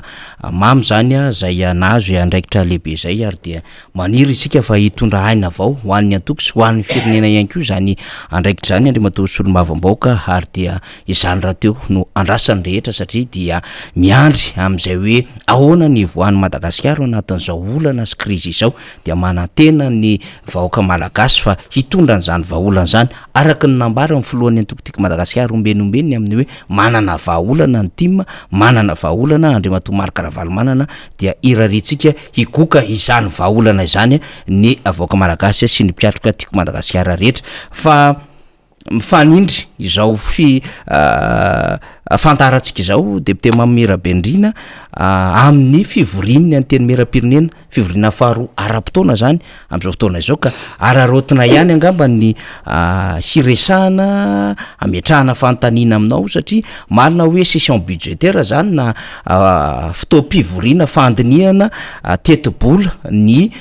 fivoriana faharoa tahaka izao fivoriana voalohany ampitsaivina-tsika ihany dia aty amin'ny volana May aty zany ary maritra 10 andro ny fivoriana faharoa dia fahatelo volana aty amin'ny talata fahatelo volana zany Oktobra zany ary maritra 10 andro zany fivoriana faharoa zany eny anelanela moa rehefa misy ilainy ny mpanantanteraka na misy ihany koa zavatra maika tokony horesahany anteny Miram-pirenena araka ireo lalàna samihafa dia afaka miantso fivoriana tsy ara-potoana ny mpanantanteraka misy ihany koa ny fepetra samihafa ahafahany eo anivon'ny anteny Mira miantso fivoriana tsy ara-potoana fa za moa ny lalàna mamaritra izany fa rehefa misy ny zavatra maika dia afaka miantso fivoriana tsy ara-potoana ny anivon'ny mpanantanteraka zany fa ny ara-potoana moa zany dia aty amin'ny volana May sy aty amin'ny volana Oktobra aty ka ao anatin'ilay session ordinaire atsika zany zao Andry Matora député inona ny azo resahana amin'ity session ity satria mba tsara ihany zany rehetra zany ho fantatry mivaoka ianao raha teo ao anatin' zany bromanitra izany satria kestora fahatelo ianao zany dia mba mila mahafantatra an'izany ny mpijery atsika Miara Manonja manerina zao tontolo zao monsieur le député. Omaly talata no nisokatra tamin'ny fomba ofisialy ny fivoriana ara-potoana faharoa tamin'ity taona 2024 ity araky ny voalazan'ny lalàna velona zay misy moa dia ny talata fahatelo amin'ny volana Oktobra zay no nahatonga azy eo omaly afakomaly fa 7 Oktobra no nanokafana azy tamin'ny fomba ofisialy volana Oktobra talata fahatelo amin'ny volana Oktobra volana Oktobra zay le ny fivoriana ara-potoana voalohany eo mantsy mampifangaro fivoriana ara-potoana voalohany dia ny talata voalohany amin'ny volana May fa ny fivoriana ara-potoana faharoa dia ny talata fahatelo amin'ny volana Oktobra no manomboka troisième mardi zany maharitra 10 andro foana ny fivoriana ara-potoana ary araka ny mahara-potoana azy misy ny zavatra efa tsy maintsy voafaritra ny lalàna hodinihana ao anatin'izany araka voalazanao teo hoe amin'io no andinihana ny tetibolan'ny firenena amin'ny akapobeany na lay ataontsika eo lalàna mifeny tetibolam-panjakana na le hoe loi de finance ny fivoriana ara-potoana faharoa toy izao no andinihana sy andraisana fanapahan-kevitra aloha asiako fanamariana tsara andinihana sy andraisana fanapahan-kevitra aorin'ny adievitra ny volavolan-dalàna mifeny tetibolam-panjakana lasitra ho amin'ny taona ho avy zany hoe amin'ity fivoriana vao manomboka ity zany dia ny tetibola lasitra ho amin'ny taona 2024 no andrasana ary tsy maintsy tanterahana ny fandinihana azy sy fiadikevitra ary fandraisana fanapahan-kevitra momba azy amin'ity fivoriana ity zay no andrasana amin'ity fivoriana ity rehefa le fivoriana voalohany mantsy dia efa lay fanitsina lay ataontsika hoe loi de finance rectificative fanitsina fampanarahana ny toetrandro zay ngamba no mahalaza azy kokoa mampazava azy aingina kokoa satria rehefa ampiarina manomboka amin'ny voalohany volana janoary 2024 ohatra ity tetibola izay hodinihana amin'ity fivoriana vao manomboka ity dia eotsika manana efa-bolana izay ahitana hoe misy tokony ahitsy io tetiboly io ahafahana manohy ny fampiarana azy hatrany amin'ny farany taona 2020 sy 2020 zay ny fomba fiasa amin'ny akapobeny ary tsy fomba fiasa tia nivon'ny fanjakana fohy be ihany fa na any amin'ireny vondrom-paritra itsinjara-pahefana manara-dalàna ireny ohatra eny anivon'ny commune de zay no fomba fiasa fantatsika moa fa ny vondrom-paritra itsinjara-pahefana hafa mbola tsy manara-dalàna amin'izao fotoana zao fanirisirina de mbola manao zay mapety azy ihany fotsiny arakaraky ny fomba hitantanan'ny mpitondra fanjakana amin'izao fotoana zao azy ihany fa izay zava-misy ka raha misokatra afako maly io fivirina io ny fomba fiasa ny anivon'ny anteny miera-pirenena dia ny birao maharitra no mamola vola ny ino ty izy lahadinika izay tonga tsy kelikely eo anivon'ny birao ny anteny miera-pirenena manolotra izany amin'ny diniky ny filoana lay atao conférence des présidents ary ny fivriam-be mpandray fanapa-kevitra na lay séance plénière no manapaka azy de ampiarina mandritry ny fivoriana ka am'izao fotoana izao ny efa voadinika omaly sy androany maraina ny lahadinika ho an'ny rotokom-bolana voalohany zay ahitana fiaonana vitsivitsy ahitana asam-bao miera maromaro ahitana fivoriam-be azony rehetra atrehana amina fankatoavana lalàna misy tolo-dalàna vitsivitsy ao momba ny code de la santé misy am'resaka fanana tany sy sisa zay iainga atao anatin'ny herinandro vitsivitsy andeha zao ka zay raha fehezitsika amin'ny akapobeny ny fiaingan'ny fisokafan'ny fitaom-pivoriana ara-potoana faharoa am'ty taona 2020 sy 2020 ity sady miandry ihany sika hoe efa mba hia tsara efa mba hivoatra ve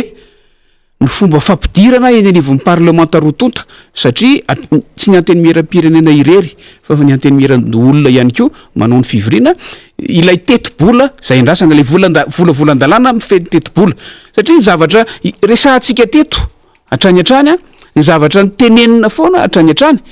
de zao hoe zary any amin'ny faraparan'ilay 80 andro anatanterahana ny fivoriana foana vo tonga eo andatabatry ny anteny miera-pirenena zay vao makany amin'ny ampitaina makany amin'ny anteny miera-ndoolona izany volavolan-dalàna izany de mahatonga ny fahatarana eo amin'ny fiadikevitra sy ny famoahana ny fanapahan-kevitra mahatonga ny tsy vimpijery satria tsy ampy ny fotoana andiniana azy ary mahatonga ny ivondrona parlementaire sasany mandray fanapahan-kevitra hoe rehefa tsy ampy ny fotoana andiniana azy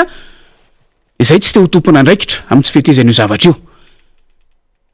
averiko fa ny fahatarana amin'ny fahatongavan'izy ireny avy any ministera tompona andraikitra aty andatabatry ny anteny miera no mahatonga n'izany zavatra izany ary efa natsona foana mino somana teny sika fa mitindray mitorako ty tsy hiverina tsony izany fahatarana izany ary raha tsaroantsika na ny filohan'ny anteny miera-pirenena aza nanamafy an'izay tamin'ny kabary nataony tamin'ny fanokafana ny fivoriana afako maly hoe mba manantena ny anteny miera-pirenena fa mba anaja ny fepitoana zay voalaza ny fitsipika anatiny sy ny lalàna velona rehetra mifeny fanatanterahana zany lalàna mifeny tetibolam-panjakana zany ny gouvernemanta mitindray mitorako tika de miandritsika efa niry fa misokatra izy io sofa misy ny Miara Manonja fa atsika mapita isanandro ny zava-misy sy mitranga ao anatiny lapa-panjakana io fanamariana farany efa tena miverina ao amin'ny lapany Tsimbazaza ny fivoriana efa sady tsy efa any amin'ny CCI itsony ary tsy ampitaindavitra itsony fa miverina tanteraka ao Tsimbazaza satria efa namoaka didy moa ny fitondram-panjakana ny amin'ny hoe efa tsy ao anatiny amena ara-pahasalamana tsony sika na izany na tsy zany aza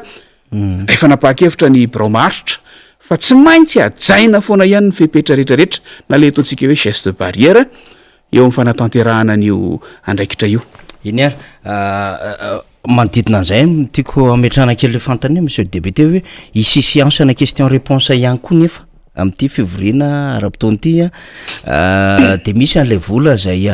azontsika tany mpamatsy vola tany ivelany mety andalo enevon'ny anteny miram-pirenena ve ny ratification reny zany satria zany ny trosan'ireny zany tsika ary zavatra matetiky pitranga ihany ko misy olo député dia matetika rehefa mafy be le adevitra ka tsy lany eo anivon'ny anteny miram-pirenena ny tetibola de iny lay indrindrindra rehefa mandeha le navety de iny lay resaka ordonnance matetika efa nisy tranga matetitetika am'zany tamin'ity fitondrana ty ny amin'ny hoe lasa makany am'lay ordonnance ny maka fanapahan-kevitra rehefa aveo lay ampanatanteraka satria tsy nekena teo anivon'ny anteny miram-pirenena lay tetibola ohatra zava-misy zany ary zay mahatonga ny ministère finance ndraindray tena mikotokoto mihitsiny tena miresaka mihitsiny amin'ny solombavam-boaka mandresy lahatra mihitsy ny alan'iny zany lalànany tetibola zany matetika efa zavatra pitranga zany satria raha toka tsy lany eny anivon'ny anteny miram-pirenena lay tetibola de mitarika fahafahambaraka ao amin'ny fanatanterahana n'lay vola lehibe zay ampiasaina mandritry ny taona anankiray na ny exercice anankiray zany mba tiako ifampiresana kely monsieur le député raha azonao resana kely zay satria manitikitika ny piaino sy mpijery antsika manko ny lafin-javatra tahaka zany mety hoe lapsus kely le izy fa ho important ihany zay ny fiaonana mivantana amin'ny parlement amin'ny gouvernementa zany hoe fiaona amin'ny parlement amin'ny gouvernementa de isy ary voafaritra fa misy rehefa fotoam-pivoriana ara-potoana matetika izy ireo any amin'le volana faharoa any fanatanterahana azy satria mbola miezakasaka belo amin'ny volavolan-dalàna sy ny tolo-dalàna zay tonga sy tsy maintsy odiniana misy ihany koa moa voalazantsika matetika ny hoe vary mangatsika ny teo aloha zay tsy maintsy tanterahana ka amin'io fotoana io no ifanatrehan'ny mpikambana amin'ny anteny miera sy mpikambana amin'ny gouvernementa mifanatrika mivantana mihitsy raha fitsipika anatin'ny feny anteny miera-pirenena de fotoana anankiray izy io zay no mahatonga an'le hoe satria mandeha amin'ny ainao manjery-panjakana mivantana io de zay le mahatonga an'le ahitantsika indraindray hoe tontolo andro sy tontolo alina indraindray mbola mitoy tontolo andro ny apitso tsy aketsika eo na mpikambana amin'ny anteny miera na mpikambana amin'ny gouvernementa satria zay ny voalaza an'le fitsipika anatiny hoe fotoana anankiray tsy tokony ho tapaka io de tsy maintsy isy io fotoana io ny solombavam-bahoaka tsirairay avy de manana fotoana ilazana sy hitondrana resaka eo anatrehan'ny gouvernementa amin'io fotoana io mety mahakasika ny fari-piadidiny tsirairay avy kanefa koa mahakasika ny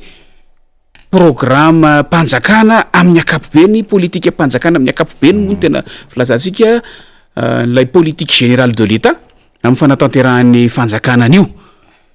amin'ny fivoriana ara-potoana voalohany no tokony isy ny fanaovan'ny gouvernementa tatitry ny asa tamin'ny taona teo aloha fa amin'ny fivoriana ara-potoana faharoa salam'izao de le fiaonana sy fametrahana fanontaniana izay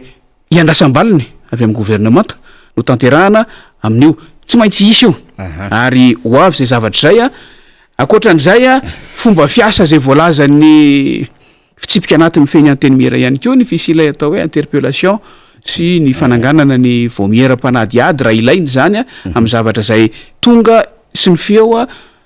tonga eny ampelatana ny solombavam-bahoaka na ny anteny miera-pirenena amin'ny akapobeny amin'ireny fotoana ireny zany miendriky ilay iseholy interpellation de zay mpikambana amin'ny fahefanam-panatanteraka voakasika no atsoina manokana mety ho solombavam-bahoaka no miantso mety ho vondrona parlementaire miantso fa rehefa mitonga zay tsy maintsy manohina ny fiantsoana ataon'ny parlementaire ny mpikambana amin'ny gouvernementa ary tsy maintsy mamaly ny fanontaniana zay apetraka aminy am'izay endrika interpellation zay dia misy zavatra lahadinika tena manokana mihitsy mahatonga an'lay izy ary tsy mpikambana amin'ny gouvernementa ihany fa rehefa mety ho rafim-panjakana de afaka anaovana interpellation rehefa misy mahakasika azy zay ny momba an'iny momba ny ratification ny findramam-bola faraparany hoy ianao findramam-bola rehetra de tsara ho fantatra ny be sy maro fa tsy maintsy mahazo fankataovan'ny parlementa zay indrindra manko na inona fahaizany mpitondra fanjakana raha iverina ho fahaizana ny mindram-bola teleferika zany zao tonga de itodian'ny sainy rehetra na inona fomba hoe mety nahafahana hoe opportunité nahitana lala-pamatsim-bola anankiray raha vao mamatotra ny firenena mamatotra ny fanjakana amin'ny resaka findramam-bola ka tsy vo omana melota ao anatin'ity lalàna mifeny ny ino ty izy teti-bola mpanjakana ity ny famatsiana azy de tsy maintsy mandalo fankatoavana eo anivon'ny parlement zay le atao hoe ratification ary zay raha tsaroantsika no nahatonga an'ilay fivoriana tsy ara-potoana farany teo zay tsy tokony ho nisy raha ohatra ka nahy nitsinjo lavitra mpitondra fanjakana tsy tokony ho nisy satria ny akamaroany ny lahadinika zay natao tao anatin'ilay fivoriana tsy ara-potoana de ratification na findramam-bola daholo zany hoe fampidirana ny firenena amina findramam-bola vaovao ka raha hoy ianao teo hoe isy zany a de averiko le fanazavana teo hoe raha vao mbola tsy nahazo alalana tany aloha de tsy maintsy mandalo ao a ny fampindramam-bola amin'ny fanatanterahana ny adihevitra amin'ireny ratification reny volavolan-dalàna moa no endrika atongavany ao toy ny volavolan-dalàna rehetra ihany fa io hoe volavolan-dalàna mankatoa findramam-bola amina mpamatsy vola anankiray fa amin'ireny any mahasamihafa azy amin'ny volavolan-dalàna tsotra ataoko hoe tsotra fotsiny ilazako azy aloha kanefa tsy tsotra izy raha ny tena marina fa amin'ny volavolan-dalàna hoe tena lalàna manana endrika lalàna de ny volavolan-dalàna findramam-bola ilana ratification ny parlementa de tsy misy fanovana azo atao zany hoe le fifanarahan'ny fanjakana sy izay hamatsy vola efa misy andininy isan-karazany sy toko isan-karazany voafaritra ao anatin'le volavolan-dalàna tsy azo ovainy inona de kely azy rehefa miadihevitra ny amin'ny fanaovan-dalàna hafa mantsy ohatra hoe voatongoka tena hoe lalàna momba fananatany lalàna momba ny fehezan-dalàna momba ny fahasalamam-bahoaka ireny a azo dinihana isanandininy a de azo ovaina isanandininy na isam-pehezanteny akory azy azo asiana fanovana dia ny fanovana iombonana lan'ny be sy maro no akana fankataovana farany any amin'ny fivoriana azon-drehetratrehana na le atao hoe séance plénière fa amin'ny ratification na fankataovana findramam-bola tsy misy azo ovaina na teboka iray aza fa na ekena amin'ny ambongadiny na lavina amin'ny ambongadiny zay no mikasika an'le ratification nanotaniny faniry teo ary miomanytsika satria tsy maintsy isy zay a raha ny fomba fiasan'ny fitondram-panjakana tato ato no jerentsika mahakasika an'izay a ino mo nambaranao teo fa iverenako amin'izay ny adevitra monsieur le député tsika moa zany miandry ny vaovao samihafa ihany keo anatin'izao adevitra zao ny azahantsika ny lalovany zany mba tsy ho tompotra miona isika vahoaka isika olo-pirenena manaraka ny zava-misy eto anivon'ny finomena inona moa ty fivoriana ara-potoana ty inona fivoriana tsy ara-potoana inona ny andraikitry ny solombavambaoaka inona ny anjasana ny gouvernementa zava-dehibe zany ary eto anivon'ny Miara Manonja ianao no mahare an'izany mba hahafahantsika zany mahafantatra fa olo-pirenena tena tompona andraikitra mandray andraikitra mahafantatra ny zava-misy amin'ny firenena ny vaovao zany zay ny tonga hidirantsika amin'ny adevitra député Mamira Bendrina dia ny fanambarana teo anivon'ny ladoany zany tamin'ny alalan'ny Saint-Pidou na ny syndicat ny mpiasan'ny douane zany fa isy ny fitokonana zay ho tanterahan'izy ireo manomboka androany mitora-pitso izy eo ary hatramin'ny rafaka pitso hatramin'ny 7 ora maraina zany raha ny fanazavana nataon'izy ireo de nisy ny fampahafantarana mialo efa tany amin'ny 29 volana oktobra tany hoany zany no nampahafantaran'izy ireo tany be sy ny maro izay fikasan'izy ireo hanao fitokonana izay tao renio moa zany apitson'io adevitro zany hoe fa 9 volana oktobra dia nanambarana teo anivon'ny préfecture ho an'ny teto Antananarivo ny amin'ny hoe tsy fahafahan'izy ireo miatrika izany fitokonana izany no ny antony samihafa amin'ny hoe resaka administration sy hoe manana andraikitra lehibe amin'ny fampandehanana sy ny raharam-pirenena zany doanina zany ka tsy mbola amin'ny vanim-potoana tahaka izao nisy iny zany fitokonana izany dia nanaiga nandray an'izay fanambarana na fanapahan-kevitra andraisiny teo anivon'ny préfecture teto Antananarivo zay ny direction générale ny douane ny amin'ny hoe mampahafantatra ny be sy maro araky ny taratasin'ny préfecture iny fa de isokatra ny Brown la douane rehetra manerina Madagasikara zay zany ny trangam-baovao omaly moa de nisy ny fandana manokana tamina tele rahavavy natao ny ampitarika ny Saint-Pidoa nanazavana izy ireo ny antony etsika sy hoe maninona izy ireo no mijoro am'izao fotoana izao dia miezaka mitrandraka ny vaovao zany tsika tam'ty androany ity de miandry satria tokony isy ny fanambarana zay ho ataony eo anivon'ny Saint-Pidoa zany mahakasika indrindra am'izay etsika ataony eo anivon'ny doanina zay na ny faditserana fa ny vaovao voaraintsika zany am'izao maraina zao any Tomasinany de efa raikitra zany ny fitokonana ataon'ny mpiasa ny faditseranana ary efa mipetraka ny banderole eo pasy mazava eo amin'ny hoe doanina en grève ary dia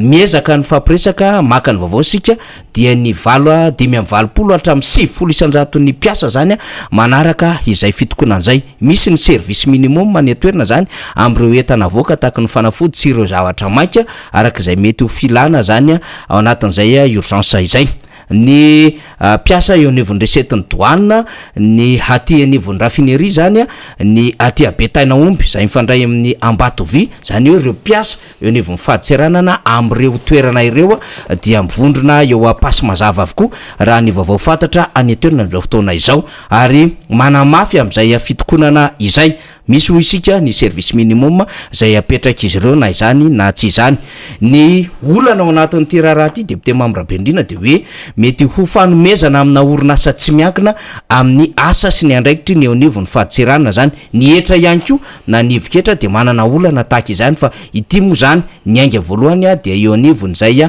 ladoany izay ny orinasa coateur no mandehandehanany ny ady hevitra am'izao fotoana zao fa mety handray amin'ny ampahanasa eo anivon'izany ladoany izany ary ny mety hoendrikilay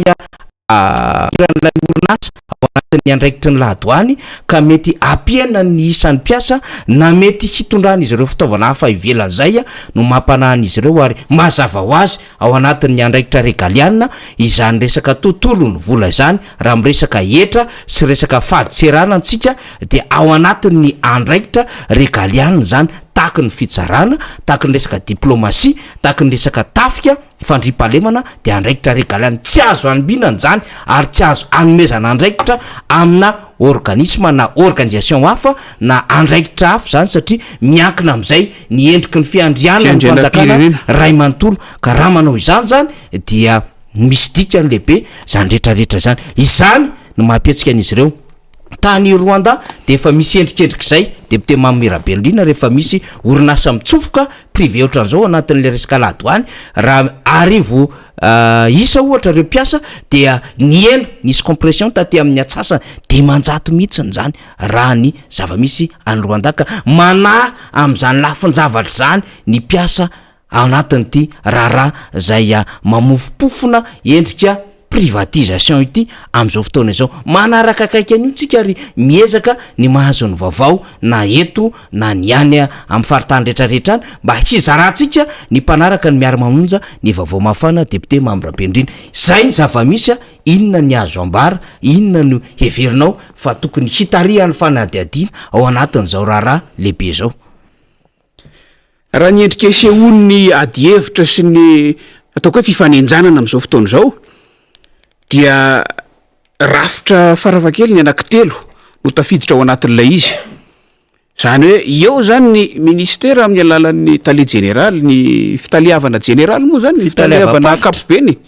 fitaliavana ankapobeny direction générale direction générale de eo ny syndicat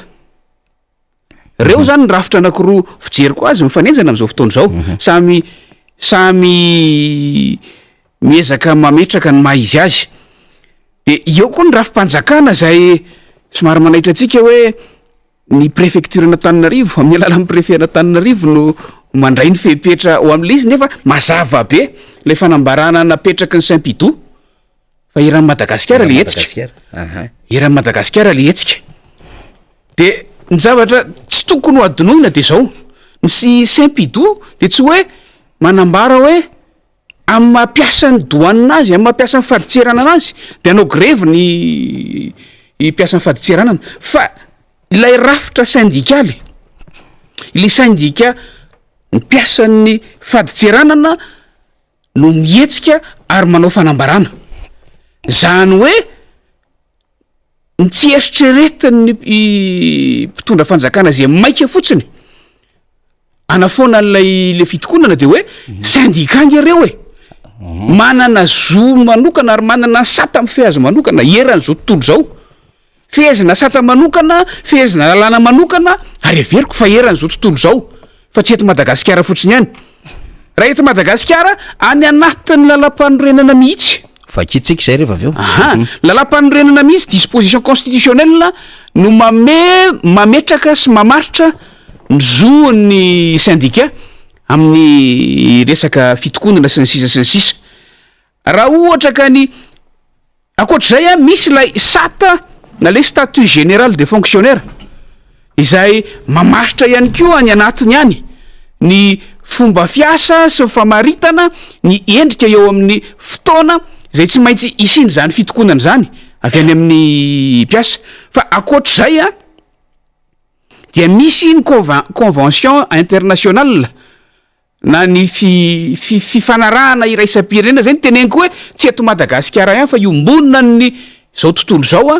ny sata mifehan'ireny syndicat rehetrarehetra ireny ary ny fahafahan'ny syndicat na le ataontsika hoe liberté syndicale dia voafaritra mazava ao anatin'izay ny resaka fitokonana eto tsy sanatria hoe zavatra nitrangandroanina vokatry ny tsy haiko hoe fifandonana ny fomba fijery voamaly ariva na sala am'izany fa vokatry ny zavatra hitan'ny mpiasa sy mpikambana ao anatin'le syndicat fa tsy mety ary efa nisy ny fifampirarana efa nisy ny fifampiresahana fa matoa tonga am'izao dia natsy tonga hatrany amin'ny tokony ilana azy ny fifampiresahana teo anivon'ny syndicat zay tompona andraikitra tokony hifampiresahana raha ohatra moa zany any amin'ny tsy miankina de ny mpampiasa fa eto ny mpampiasa de ny fitondram-panjakana ministeran'ny vola sy ny fitantanam-bola amin'ny alalan'ny sampandrarahan'ny douane na mifaditserahana na fa ny dikan'izay na efa tsy mifampatokontsony ny mpampiasa sy ny mpiasa ao anatin'io sampandraraha manontolo io na misy endrika terisetra anankiray mipoitra indrao eo ilay endrika fanambarana nataon'ny préfecture n'Antananarivo mikasika amin'ny tsy tokony isin'ny fahafahana manao fitokonana am'izao fotoana zao le lazaina hoe tsy fotoanany zao tsy vanim-potoanany zao tsy anjaran'ny fitondram-panjakana tsy anjaran'ny mpampiasa no ametra ny syndicat hoe zao ny vanim-potoana fanaovana fitokonana na tsy fa efa nisy samy nanaraka ny tantarintsika fa efa nisy ny fanairana efa nisy ny fifampiresahana ary efa nisy ny fanambarana mialoha rehefa tsy nandeha araka ny tokony ho izy izany fifampiresahana sy ny fanairana teo amin'ny mpampiasa sy ny mpiasa izany na ny fitondram-panjakana ministera sy ny mpiasa eo anivon'ny fahaditsiranana izany de nandray fanapahan-kevitra tamin'ny alalan'ny syndicat averintsika ihany fa syndicat ireo miresaka ireo ny fanapahan-kevitra ny amin'ny hoe hisy ny fitokonana fanairana ary napetraka ny fepetra rehetrarehetra na mesure d'accompagnement sahazan'izany ny fisin'ny hoe mpiandry raharaha zay tsy maintsy hisy amin'ny zavatra maika sy ny sisa fa ny tanjona de zao ao anatin'ny fitokonana dia mifanairana amin'ny tompony andraikitra rehetrarehetra fa misy zavatra tsy mety misy zavatra tokony ahitsy sy ny sisa ny manaitra ao anatin'ny resaka farany ihany koa zay enitsika tamin'ny fandarana manokana tamina fahita lavitra tsy miankina anankiray maly